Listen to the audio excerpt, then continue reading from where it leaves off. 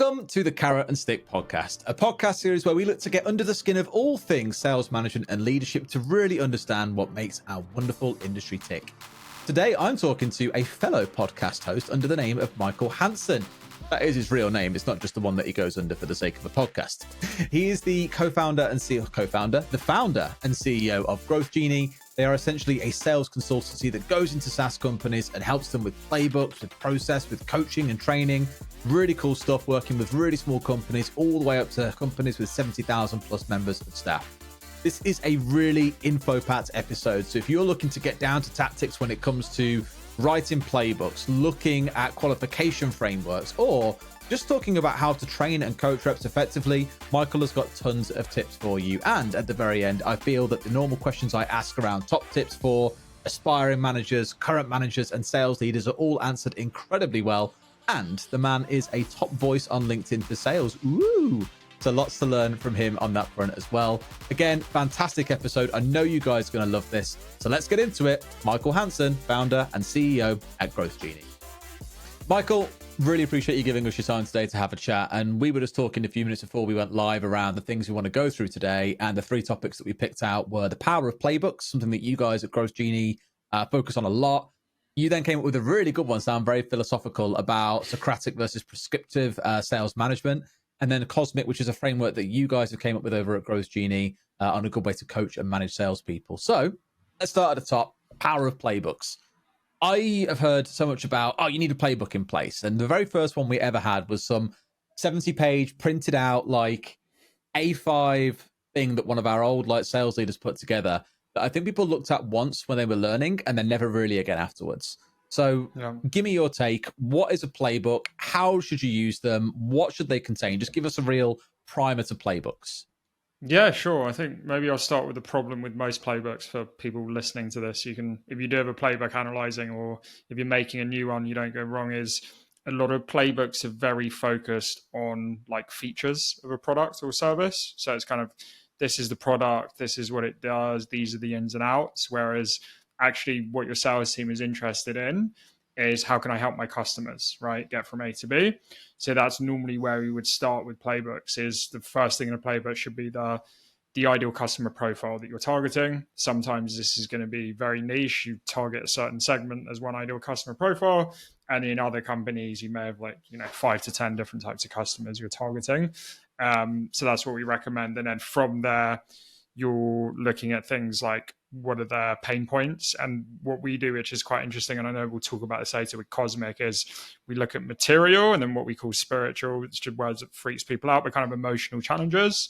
So you're like, what are some of the measurable things? What are some of the immeasurable things? So I always give the example, like if you're selling like a marketing technology, you sell to CMOs. Yes, CMOs are interested in marketing qualified leads, revenue attributed to marketing. But then there's also goals and challenges like wanting to feel respected by the sales team, because the sales team just think we make like fluffy PowerPoints, right? So that's more of like a spiritual challenge. The coloring in department, right? Yeah, the coloring in department. And then you got things like customer stories are really key. So I actually think that we all digest information in stories, right? So case studies, customer stories, they're actually the things that are going to help your team sell more than product features, right? So yeah, of course, the sales team needs to understand the product, but for me, that should be like 5 to 10% of onboarding. There's all these other key things that often sales playbooks are missing.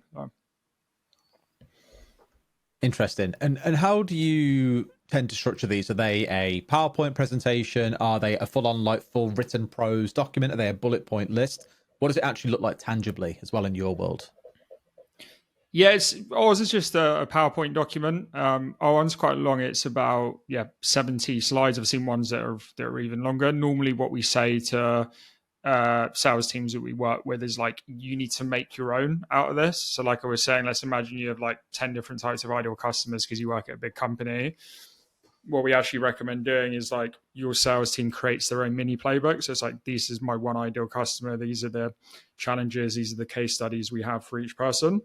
And that's actually, as part of our training, that's something we go through where we get each salesperson we work with to create their own mini playbook from like the master playbook. And The other thing is we've actually got like our Growth Genie sales playbook, which a lot of people use as a template. So I'm happy to share that with you, Darren. We can put that in the notes. Yeah. By me, show me a link afterwards. I'll put it in the show notes for those who want to get access to it, because it sounds like for a lot of people, they're not really 100% sure where to start with that stuff. But I love your angle there that you said around having the sales reps put together their own mini playbook, essentially to say, right, learn this stuff. And it's kind of a now demonstrate what you understand from it rather than just read this and try and memorize it. Because I don't know about you, but I tend to find that a lot of people, stuff really sticks in their heads when they actually do it rather than just being taught how to do it, right? 100%. And we definitely learned that the hard way. So like we would create sales playbooks and normally the feedback would be good and like, oh, this is really interesting. But then like 3 months later, no one's looking at it. Whereas if it's, as you said, if it's your own personal playbook and you've had to do it yourself, you had to put your own thought into it. And that's what we say is like the playbook is more of a guide and you're still going to need to go out there and like make it your own essentially. So ours is more like the structure of, hey, think about your customers, think about what are their pain points, think about the solutions of companies that are similar that have worked with you in the past. And then there's more of like process things we put in the playbook that we haven't covered, which is like a typical sales process. It may be, on the first call, I'm going to do a little bit of discovery. I'm going to briefly mention what the product is, but then on the second call, if they're qualified, I'm going to do a demo. If that demo goes well on the third call, we do like an audit in our case of messaging, or someone else, it may be a proposal like mapping that out. But again, that's a really good example of, you may have a typical process that is these 5 or 6 calls, right? You get, sales engineering, product, customer success, whatever involved. But every sales cycle is different. So that's always a problem with playbooks and methodologies. You've got to say to your team, this is a guide. Some sales deals may take 3 calls to close. Others may take like 50, right? So you've got to just use them as a guide. Makes sense. Yeah, and it's when you try and follow things to the letter of the law that, one of my pet hates, and those probably have watched this podcast a few times before, I just hate discovery for the sake of discovery. When there's like a pre-list of questions that you must ask these questions, it's like do you need to ask me that question? Is that really important based on what I've told you so far? Or is it kind of outside of it? So I love that kind of big asterisk that you have there saying this is a guide, not a must do for you to be a great salesperson, for example, right? It requires a bit of common sense too. 100%. The other thing we have in our playbook actually is like interesting data or insights from the market, which is more to put you as like a bit of a thought leader in the space. So I can give you an example in our case. And the reason I mention this is these are paired with your discovery questions. So I could do it, have an example like, what does your onboarding process look like at the moment? Which again is like a bit of a vague question. But if I said on average, it takes 3 to 6 months for an SDR to ramp up and hit target, or for an A, it can be 9 to 12 months. How long is it taking your team? I've given like a bit of data that's quite interesting there. One, it's given context to my question. And 2, the other person is like, oh, that's a bit of an interesting insight. These guys obviously know what's happening in the market. So like, that's another thing is like interesting data and trends from the market as well is something we put in our playbooks. I love that because it's the classic kind of offer value before taking value. Like you're asking the question, which is expecting to get value back on their side in the form of information, but you're also giving it to them before they've even had a chance to answer, right? Exactly. Yeah. Really like that. Super cool. Super cool. And you mentioned around like products and features. People just normally dump that inside there. Here's this feature. Here's what it does. Do you include product features like at all, or do you leave that to be a bit more free flowing when they're taught how to demo, for example? Obviously, this is focusing very specifically on software companies here and account execs, but for those specifically, is that part of the playbook or is it not? I think you should have a playbook separately for products. So normally what we say is like have a playbook for your product and then like have a playbook, which we're talking, which is more around your customers, their pain points, the sales process they're going to go through. So for us, they're slightly different playbooks. And again, the person that runs through the sales playbook may be someone like us, an external sales trainer, or it may be a head of sales enablement internally. Whereas actually the product, we would see that more as like more of a technical persona, like head of sales engineering or something that would do that training with the sales team. Got it. Really nice. And what sort of size do you think a playbook should be put in place? Should it be from the moment you, say, for example, you're a founder who's building out their first sales team, or you've just hired a VP who's maybe got 2 or 3 reps under them and they're trying to scale things up? At what size of sales team do you think a playbook really starts to become relevant? Yeah, I think it's when you're a founder that's bringing in a VP of sales or like hiring a sales team to report to you. that's where it becomes essential. And we've worked on projects like that. We work with enterprises, SMBs, but we've done those projects where the founder's hiring a sales team and it's okay, I've got all this information in my head. I just kind of know it naturally because I'm passionate about the product. I know the market. And then it's like, okay, as a founder, I sold these deals, but I need to get all of this information out of my head and I need to structure it in a certain way. So yeah, 100% as you're going, if you're switching from founder-led sales to like actually building out a sales team, that's when you need a playbook. And for me, one of the main purposes of a playbook is for onboarding. So when you're onboarding new salespeople, you should have a playbook that they can go through. And again, it's not just a playbook they read, but like we were talking about before, there's like different training modules around the playbook that they go through to check they understand what's in the playbook. Got it. And then I guess there's a larger extension to that as well. Obviously, playbooks undergo iteration and you want a team to understand it. And the obvious answer here is like run a training session, duh. But when it comes around to changes being made to a playbook, how often are you then communicating that out to the team and saying, hey, this part has been updated, you should be aware of what's going on here? Or do you just kind of package it into training sessions once a month, once a quarter on updates and changes? How have you approached that? Yeah, normally we recommend there should be like actually weekly training and coaching, which is again different, around different parts of the playbook. But yeah, we recommend minimum like every quarter, like updating the playbook as a whole. And again, you should see what's happening in the market. So really good example is now, 18 months ago or 18 months to 2 years ago, a lot of our customers like SaaS and technology companies, they were massively in scale mode, like hiring SDRs and salespeople like really aggressively. And now the whole thing's changed. They're like laying off their staff, right? So we've had to change our talk track. Before it was, hey, let's target SaaS companies that are hiring SDRs and say, hey, as you hire SDRs, it's going to take a really long time to onboard them. Like, how are you going to train them? And obviously, that's not going to work in the current market, right? So we had to redo our own playbook, which is, okay, what we're noticing is salespeople are having to do more of their own prospecting because BDRs are being fired. There's not as much inbound as before. How are you training your AEs to prospect, right? So that like our whole messaging adapted, and you've got to be the same as well. So if the market's changing, if your ideal customers are changing, we often see, we've gone through this process, our customers go through it, where you're going from like mid-market to more enterprise customers, and an enterprise sales cycle is totally different. There's more things around account-based sales, multi-threading. So yeah, definitely at least every quarter you've got to be updating your playbook as well, and you've got to be a bit spontaneous. Like I said, is like in the last month has been this huge event that's happened in the world, so we've got to like look at our playbook right now. So yeah, you definitely need to be flexible there. Yeah, and we were exactly the same with this with a lot of our stuff. Like we had a whole campaign going around retaining staff, essentially. It's a really competitive market. We mainly sell to the recruitment market, but it's a really competitive space. You want to make sure you're keeping your top performers. Here's how you can do it through building culture. That doesn't really work in a market where people are downsizing, right? It is about, okay, how can we be even more productive than before? So I like the whole thing around each quarter, just pause and reflect on the market, right? Look at the messaging and what you're recommending your reps to be speaking about and just make sure they're aware of it. So nice approach to that, I think, as well. Yeah, and sometimes it may be adding parts to your playbook versus removing it or updating it. Because like we do still have customers that are hiring, so we've still got that bit in the playbook, right? But then there's all these other customers that like they've laid off 10% of their staff, but they're still a good fit for us. They've still got, B2B. All you really need to be qualified for us is you've got a sales team that's selling a B2B product that's like a high ticket value. So it's just like adding certain bits to the playbook. Yeah, makes total sense. Love it. Love it. That's a good little segment on playbooks for the last 10 minutes. Let's jump on to your second piece, which I love because you said it's about being Socratic versus prescriptive. And that word Socratic I just love anyway. But give me that description of what you mean by this. And you said, I think, something quite interesting at the start, which was start off being prescriptive, but then move to being Socratic, go from being a teacher to a coach. So give us your thoughts around that.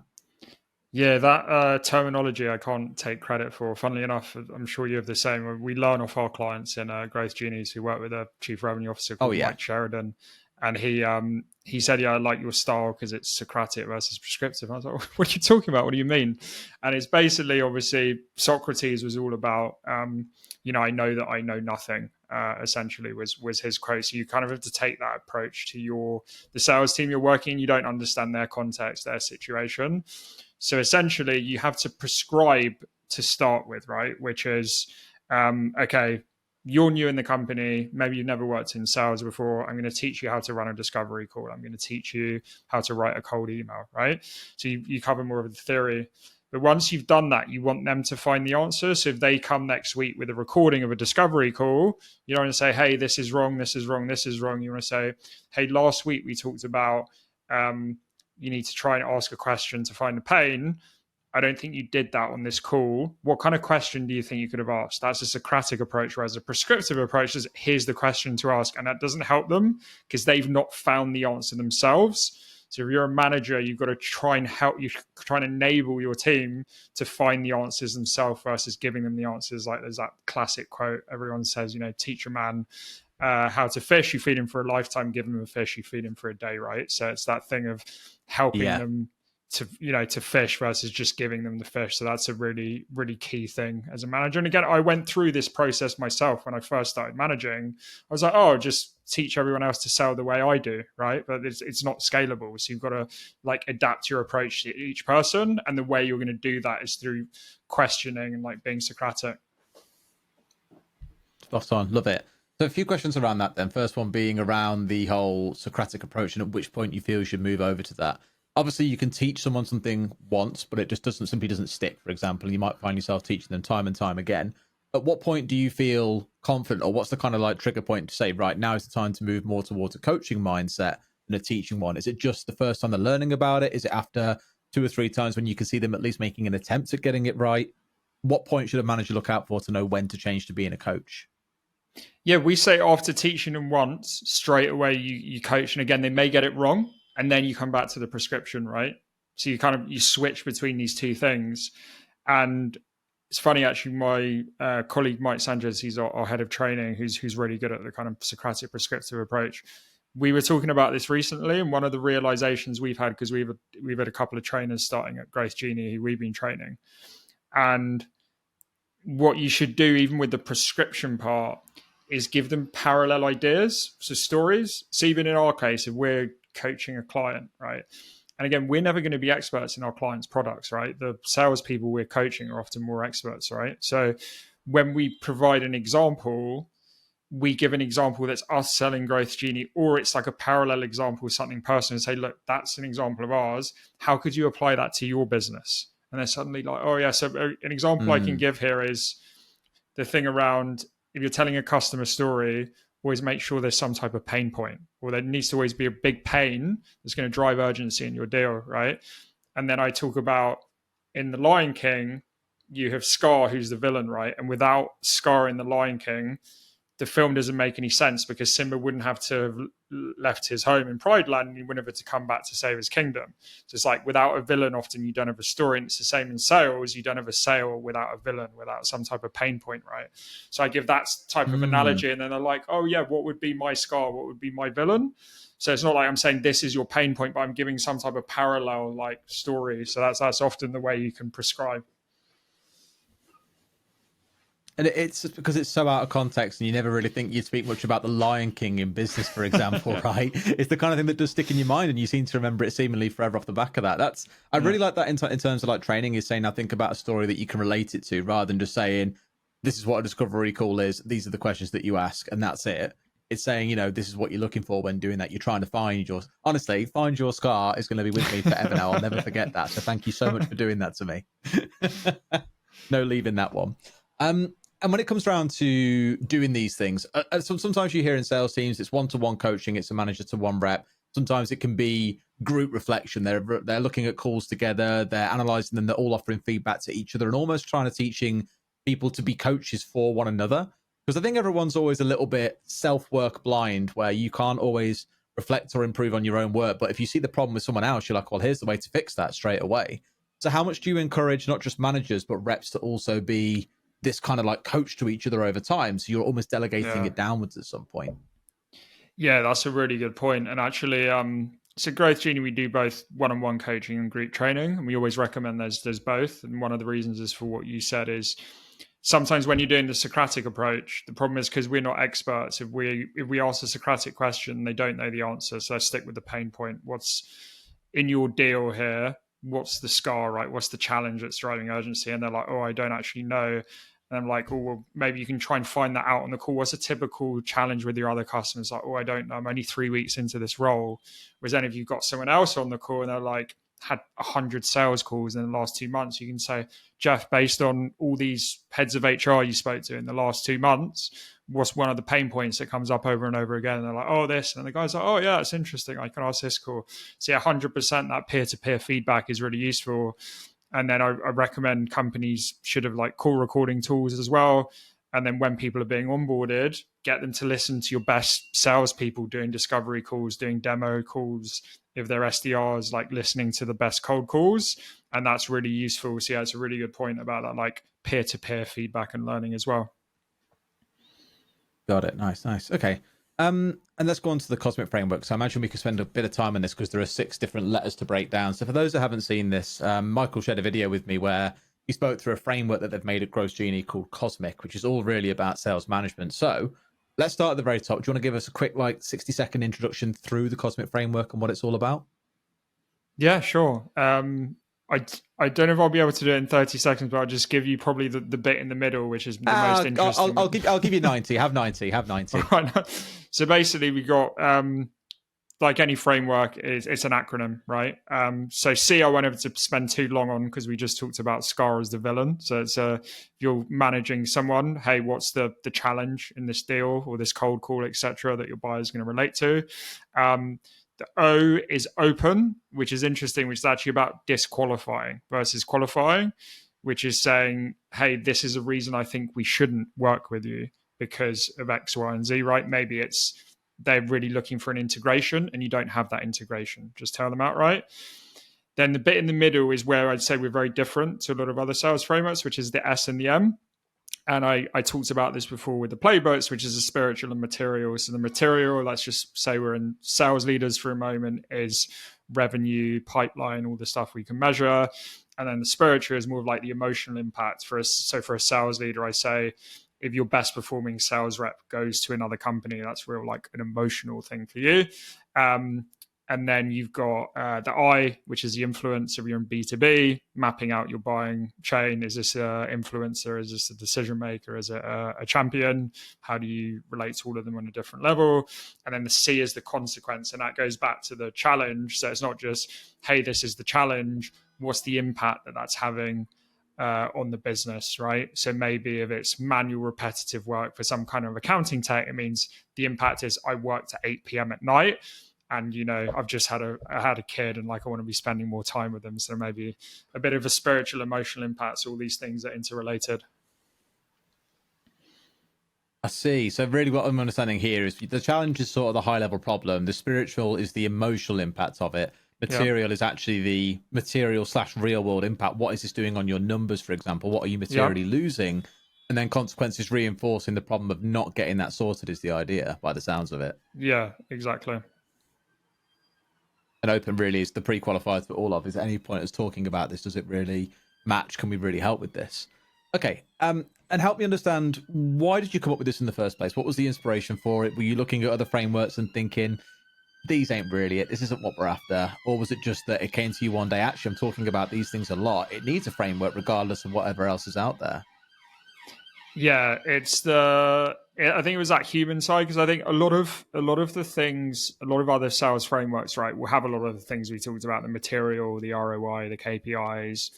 Most sales trainers will say, you know, sell based on pain versus features, etc., even the impact of those pains. So yeah, I would say the 3 bits that are different is be open, be like, hey, these are the things we don't do well. Like, and I think especially in the era of like social media where everyone's pretending to be perfect.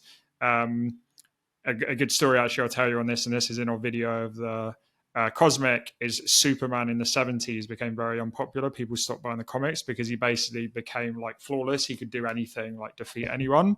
So they ended up having this thing called Kryptonite, which was his Achilles heel and meant he wasn't so strong. And then he became more popular because people could relate to him more. So it's the same in sales. If we pretend our solution is absolutely perfect for everyone, people are not going to buy it, right? So you've got to say, hey, if this is what you're looking for, we're probably not the right solution for you.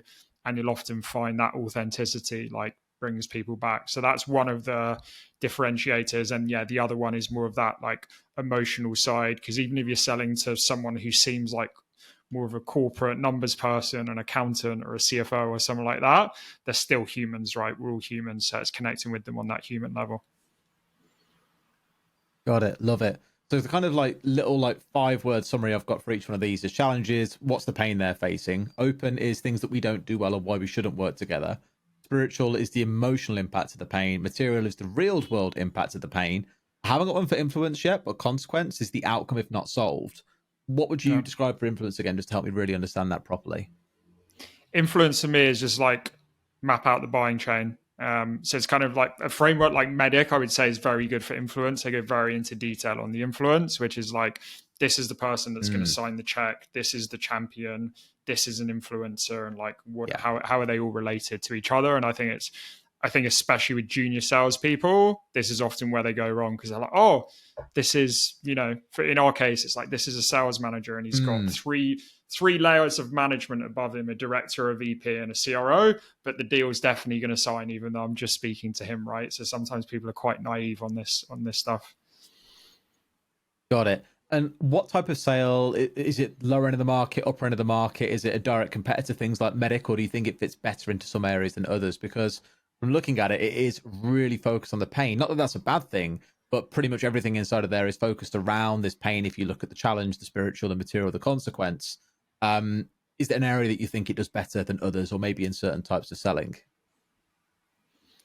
I think generally most of our clients are not like very transactional sales, because even kind of what we're talking about here and like going into this level of detail, it wouldn't be more of a transactional like one and done deal. So often when companies are looking to like increase their average deal size or go after bigger companies, those are the types of companies we work with. And then they're looking for, pains, consequences, emotional challenges, material challenges. So yeah, I would say as you go more upstream, this becomes more important. But I do think there are like, even though we don't work with any B2C companies, I do think you could use this in a B2C example. In the Cosmic video, I give the example of like, I went out and bought a fan last year because we had that heat wave in the UK where it was like 45 degrees or something. We didn't have that this year, but if you're in the UK, you remember it last year. And it was basically because of the pain. I was like too hot, right? I was sweating and I wanted to cool down. And then the consequence of that is I'm grumpy. I'm trying to work from home. I'm not productive. I'm sleeping really badly, right? And then it's like a bad night's sleep, waking up grumpy. You're like, okay, I need to solve this. I need to cool down. I need to buy a fan for my office, right? So there's also, I think it's kind of basic human psychology we're talking about here. And it can bleed through into like marketing and really the messaging that you'd use in like your emails as well. Because like your example there, it's that piece of going out there and saying, look, the heat's here. It means that we don't sleep well. We're unproductive. We're always grumpy with people. No one wants to be like that. Is a fan. Do you want to buy? Yeah, it's kind of exactly. like you could apply the framework, as you say, to B2C as well really nicely, which I love. Really cool. And when did you come up with this? How long has this been a thing? Because I know the video came to me, a month or two ago, but have you guys been using this for a while now? Yeah, I put this together about 6 months ago, maybe even earlier, towards the start of the year, and we've started incorporating it into all of our training. But this is like where we're going public with it, essentially, like out to the market. So. Got it. Nice. I love it. And I guess the wider context then for a little bit more about Growth Genie as well. I didn't really ask you to talk through them because I'll do that in the intro when I record it afterwards as well. But how many companies do you work with? Like you said, you were off to the US, for example, to go and speak with a few clients out there, talk to more prospective ones. Give me an idea of what Growth Genie looks like today. How many are you working with? What kind of companies do you work with? Maybe some people listening will find it interesting and maybe valuable. Yeah, sure. So the company's been around about 3 years. Well, it depends how you define when does a company become a company. Because when I started it 3.5 years ago, it was just me. And then about a year later, I started hiring people. We're still a small business. Was it a COVID baby? Did you make it during COVID? I made it just before COVID, so you can imagine when COVID hit, it was like, oh God, what's happening there? But it ended up benefiting us because we talk a lot about remote selling, right? And how do you run a discovery call on Zoom and use LinkedIn to prospect and stuff. So it actually worked for us. But yeah, we've had over 60 customers since I started the business. We work with anywhere from kind of like a small SaaS company with 4 or 5 salespeople, all the way up to like JLL is our biggest customer of like a 70,000 person company. And really 2 sides of the business, which is writing sales playbooks, obviously we talked about today, and then doing training and coaching with salespeople. And it's across the funnel. So whether it's SDRs booking meetings, account executives closing deals, or like customer success managers, account managers trying to do upsells. That's kind of us in a nutshell. Love it. Nice. Thank you for the run through. Cool. So that's kind of the end of our 3 key topics we've gone through. Now we're into some fun parts. What I always love asking for is your favorite sales story and a horror sales story. It hasn't got to be about you. It could be something that you've heard of or seen in a client, for example. But when does something go really right? And when does something go horribly wrong? Just give us your best stories. Yeah, sure. I'll start with the bad. So I remember I once was selling to a company. This is probably like maybe 5 years ago in my last company. And I had a good kind of remote meeting with a VP of sales. And his CEO was actually in the US, but he was flying to the UK. And I used to sell like an outsourced BDR solution. And he said, I'm really interested, but the CEO's got to like be brought in. So let's have a meeting with him in person. I thought we had what was like a really good meeting with the CEO, and I did a bit of discovery, built rapport, showed him the solution. And then I think at the end I said something like, who do I send the contract to or something? I just got like 2. I think basically I hadn't checked. I just assumed they were interested. I hadn't checked that they were interested. So the question I now always ask is like, oh, how do you see this fitting in? You kind of make them, then make the call. Oh, we're going to start in 2 months, whatever it is. Whereas I was just like, these people are definitely interested, even though they hadn't said. And anyway, this guy and his like American accent was like, back off, man, back off. And I was like, oh, wow. That my takeaway from that. How one question cost me a deal. It's like a beautiful LinkedIn post, that, isn't it? So my takeaway was, never make assumptions in sales. And that's obviously like bottom of the funnel story, but it's the same in like, outbound emails. Lavender do some good content around imagine this may be a pain, this, think this may be a pain versus this is definitely a pain for you, and like being arrogant. So never make assumptions. And then my best sales story probably goes to the influence in Cosmic. I was selling to a fintech last year, and I just had to do so many touches to close this deal. But basically, I was speaking to like a head of sales ops, head of sales enablement, even the general manager for the UK. But they basically said, look, the CRO is the one that needs to sign off this deal, give us all the information, make the business case. And it was just slowing down the deal a lot. So I was like, I'm going to reach out to the CRO directly. And normally I do that. If you go over your champion's head, you kind of want to do it in a respectful way. So I was more just sharing content, trying to, share useful information versus can we get on a call? Can we see the proposal? I was trying to be thoughtful with my approach, but I probably sent him like 3 texts, 6 LinkedIn messages, called him. And again, I wasn't looking to show a proposal. It was more just looking, oh, hey, this is interesting. And I remember thinking, God, this just isn't working. And then eventually the head of sales ops gets back to me and she says, oh, I think we're really on because like the CRO likes the messaging you've been reaching out to him with. And I thought it was a really good story because I'd done like 15 touches on this person and they'd not even got back to me once. So it just shows often when you're doing the work in sales, even if you're not seeing visible results, stuff is happening in the background. And even if you look at this from like a top of the funnel perspective with SDRs, I always say sometimes an SDR will do a sequence, you'll go through 20 touches, they'll be really good. The person opens email, oh, this is interesting, but it's not the right time. And then when they need that solution 3 to 6 months later, they'll fill out a form on the website, right? A lot of it is just awareness. So sometimes in sales, if you're putting in the work, you're doing good messaging, just because you're not getting something back, it doesn't mean it's a waste of time. Keep going and doing what you're doing. I absolutely love that. Like, I think it was 2 months ago, we had someone who emailed our old VP sales email from over 3.5 years ago, replied saying, oh, we're quite interested in looking at this now. And I was like, yeah, this guy left like 3.5 years ago, but nice to meet you on the founder. Do you want to have a conversation? They're like, yeah, sure.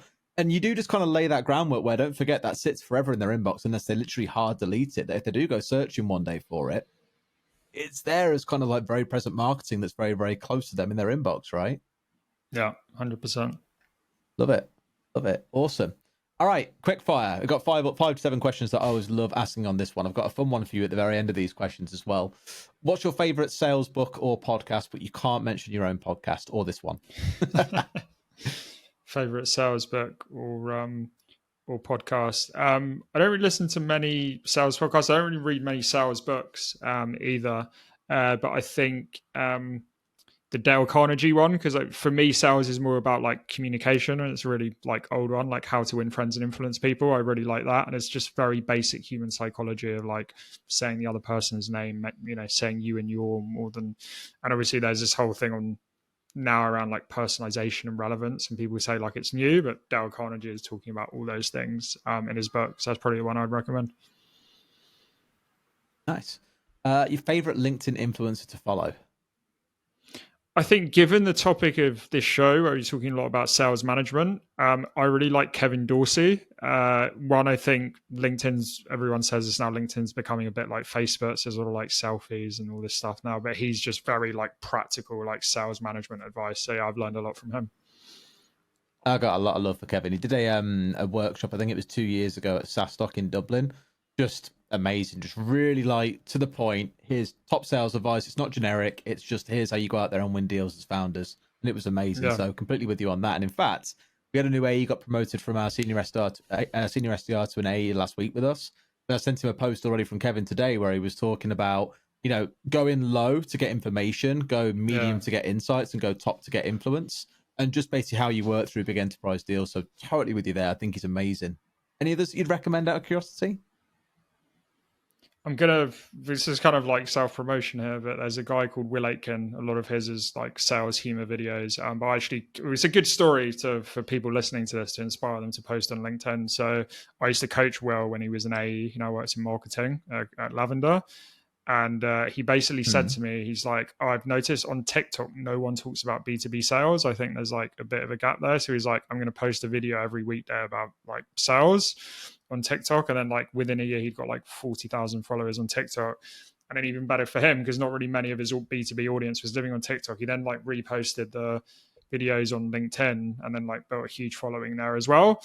So yeah, I really like one, obviously I know the story behind him, but two, his videos are really funny. So if you like humor around sales, because sales is a tough job. We're all getting rejected all the time. So it's nice for a bit of humor on LinkedIn sometimes. Absolutely. Yeah, it's like you said earlier on, everyone's human, right? So that kind of stuff resonates really, really well. And this is my half jokey quickfire question for you. You've got 31,000 followers or so. You've got the top voice badge. How does everyone else get one of those? The top voice thing is interesting because anyone can actually do that now. You do like collaborative articles. So LinkedIn's got a thing. You just Google collaborative articles, LinkedIn, and there's a thing you can either do sales, lead generation, whatever your topic is, and just you leave like thoughtful answers. You can actually get that quite easily. And then the followers literally just from posting. I set yourself, if you've never posted on LinkedIn before, don't set yourself a target. I'm going to post every day because you probably won't stick to it. So set yourself a target. I'm going to post once or twice a week. I did that 5 years ago. I started getting a bit more traction. So I was like, I'll do 3 times a week. I'll do 4 times a week. And that actually ended up to me starting my consulting business because on the side of my old job, I got like a couple of clients and then the whole thing scaled. So I would actually just say consistency. And in terms of what to post about like things you're learning in your work. That's all I did. I speak to heads of sales and heads of marketing and CEOs of small companies all the time. And then I just hear like things they're telling me about things at work. A lot of the stories I've talked about on this podcast are things I post about on LinkedIn. And the final thing I would say as well is like, don't be attached to vanity metrics, because sometimes people are like, oh, I've got like 1 or 2 likes on like 4 or 5 posts. Just keep going. Often like I've had viral posts that have led to 0 business. And I've had posts with like 10 likes, but like a CRO at like a qualified company really likes a post and then like comes in inbound. So yeah, don't focus on the vanity metrics so much. Love it. Real nice stuff. And the last 3 are all very, very similar to each other, but we'll start at the bottom. What's your top tip for aspiring sales managers? So maybe top performing A's at the minute who want to become sales managers. What's your tip to them? Yeah, I'm going to start with some advice and then I'll give a tip. And this is maybe a bit controversial on the show, but I would say like really think if you want to be a sales manager, because the reason I say this is it's a much easier life to be an enterprise salesperson, and you may actually get paid a lot more because you're an enterprise A, you get like millions in commission, right? So firstly, think, do I want more of like the freedom and like lifestyle of just being an enterprise salesperson, working a few deals, getting commission? Or am I really passionate about sales and helping people? If you're really passionate about sales and helping people, like, go for it. So that's the first thing before you even think about, should I be a manager? And then with the manager is like, be really patient, because as I was saying before, the whole like Socratic versus prescriptive approach, I learned that the hard way because I was trying to like replicate myself and prescribe and do this, do that. And I realized people weren't like me, they were different. So I had to do more of the Socratic. So like, be patient, realize some of your team are going to pick things up very quickly and hit the ground running. Some people, it may take 3 or 4 months. I think patience is a really key attribute. Got it. Love that. And then the second question is around top tip for current managers, which may be related to one you've just gone for. But let's imagine someone's been in the role for a couple of years now, settled in, things are going well. What would your top tip be to help them go to the next level as a manager? Yeah, I think that a lot of it is reflection, right? So it's like, even if you're a salesperson, like we talked about earlier, listening back to calls, listening to calls of top performers. So like, reflect on where you've gone wrong and where you've done well in the last couple of years. If you've been a manager for 2 years and if you think you've not gone wrong at all, well, you're lying to yourself because we all make mistakes all the time. And then also get yourself a mentor as well. So it could be someone in the company. So say you're a sales manager, you report to a VP of sales or CRO. They're kind of your mentor already away in a bit, but like, ask them for advice and say, hey, I want to be like you in 2 years. I want to be the CRO, right? And then also get someone external, because sometimes within a company, we don't get a good bird's eye view. Like, reach out to someone you really respect. So I've got loads of mentors in my business. I have people who are more like sales mentors. I've got people who are more like running a business mentors. I've got like, finance mentors, because I don't know anything about that. So yeah, definitely get mentors as well. I really recommend that. Love that. That's a really good tip as well. And the thing is, I always kind of like, and in fact, let's pause there for a second, because someone's asked me about this. So like, we hear the advice to get mentors all the time, but where do we actually go? How do you go about getting mentors? Are you just messaging people blind on LinkedIn and saying, hey, I really want a mentor. Would you mind helping? Are you reaching out for just a general chat and it turns into a mentor relationship? What does that look like for you? I think if you can, if you're in sales, you should have a decent network, right? Because if you're selling in B2B sales, you've often like got like VPs, whatever, in your network. So I just reached out to people who aren't, I would say, like close friends, but people I'd had some kind of interaction with in the past, and said, hey, I really enjoyed, when we've spoken before. I really respect you because of X, Y, and Z. Would really love to learn off you. And that's it. And the other thing I would say is, don't think you need to have a coaching session once a week with them, because once they're going to say no, that's a huge time commitment to them. And two, you don't need that much as well. So with all of my mentors, I speak to them like once every 2 to 3 months, and that's enough. It like really is helpful for me. So like the big enterprise JLO, I can say it because it's a case study on a website. That deal I got, a lot of it was thanks to like a sales mentor. I speak to them like once every 3 months, but they're flexible, and like, if I've got a big thing going on, I can text them. And so yeah, I would say, don't think your mentors, it's got to be like someone you speak to once a week. It can be, even if it's like once every 6 weeks, 3 months, it's useful. Nice. Really like that as an idea. So it's much more ad hoc. It's definitely not a formal, fully defined relationship. It's just people you can go to when you need a bit of help or a bit of guidance, right? Yeah. Spot on. Love that. And then the final top tip I was going to ask you about, you might guess what's coming next, is for sales leaders. So those that are managers of managers, maybe that are overseeing a whole function, the ones that you might come in and help with the things like the playbooks and things like that. What would your top tip be for them? Yeah, I think hire for attitude and culture, especially. Like, don't hire for experience. I've made this mistake before where I've like hired people from like huge enterprises, and I've been working at like a 200-300 person startup, and it's not been a good fit because you just look at the shiny logo. So yeah, I would be looking more at like cultural fit, attitude of the person. Because again, you don't want that person going to the Socratic versus prescriptive. Oh, your target is $1 million a year, but you're only at like 600,000. Why is that happening? Versus, being Socratic and, hey, let's review a few of your deals that you think are close to closing. What are the next steps? Like, who's involved, right? So you definitely want to be hiring for attitude, because for me, that type of approach, prescriptive versus Socratic, it's more about like the personality of the person. So. Got it. Love it. Absolutely love it. Right, that's the end of my quick. Well, it's not really a quick round, was it? It's more of a slow fire round, that one, but we'll take it. Final questions from you then. Where can people find you? Is the email address? Is it LinkedIn you want them to get in touch on? Where best to come across you? Yeah, I'm very active on LinkedIn. As we said earlier, I post every day pretty much. So yeah, just Michael Hansen, Growth Genie. If you search that on LinkedIn, it will come up. My email address is mhanson@growthgenie.co. It's not .com. I didn't get the domain, unfortunately. And then, you're welcome just to go to our website, growthgenie.co, and have a look there. Love it. And then any shout outs, anything you want to draw some attention to? I know Growth Genie you've already said, but anything else? Maybe your own podcast? Yeah. So I run a podcast called the Cosmic Bridge, which is not just about sales. We do get a lot of sales leaders on, but it's kind of really the theme of the podcast is like balance. So there's a lot of sales leaders in my network. So people you may have seen on LinkedIn, like John Barrows, Dale Dupree, and they talk about things like balancing, being a parent and like working in sales. And there's other things around like the spiritual and material. So sometimes you're a really high performer and you're getting loads of commission, but you're not happy. And then you take a reflection and you just start doing things like meditation and things like that. So it's a little bit of a different podcast, but it goes into a little bit more of that S of the cosmic. Love it. Absolutely love it. Well, Michael, this has been, honestly, I expected to get some real good stuff out of this, but I've loved it from minute 1 to minute 45. Genuinely, all of it's been packed with value. I hope anyone who listens to this gets tons out of it. Absolute pleasure, and hope that one day we can have you back on again. Yeah, likewise, Derry. Really enjoyed it. Wicked. Thank you very much, mate. Cheers.